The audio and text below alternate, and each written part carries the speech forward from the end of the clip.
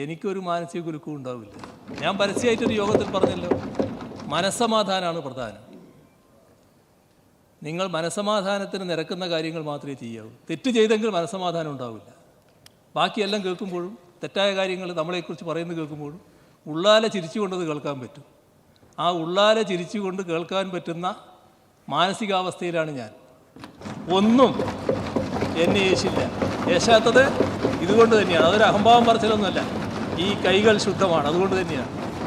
അത് ആരുടെ മുന്നിലും പറയാൻ കഴിയും, അല്പം തല ഉയർത്തി തന്നെ പറയാനും കഴിയും. അതാണ് അത് സംബന്ധിച്ച് എനിക്ക് പറയുന്നത്. പക്ഷേ നിങ്ങൾക്ക് രാഷ്ട്രീയമായി ആവശ്യമുണ്ടാകാം. ഈ ടീമിന് ഇപ്പോൾ ഞാനാണല്ലോ ഒരു നേതാവ് എന്ന് പറയാൻ ഇരിക്കുന്നത്. അതുകൊണ്ട് ആരിരുന്നാലും ഇവിടെ ഇരിക്കുന്നയാളാണല്ലോ നേതാവ്. അതിൻ്റെ ഭാഗമായി ആ കസേരയിരിക്കുന്നയാളെ ഇടിച്ചു താഴ്ത്തൽ, ഇകഴ്ത്തി കാണിക്കൽ നിങ്ങളുടെ രാഷ്ട്രീയമായൊരാവശ്യമായിരിക്കാം. നിങ്ങളത് നടത്ത്. ജനം സ്വീകരിക്കുന്നുണ്ടോ ഇല്ലയോ എന്ന് കാലം തീരുമാനിക്കട്ടെ. അത് മാത്രമേ എനിക്ക് പറയാനുള്ളൂ.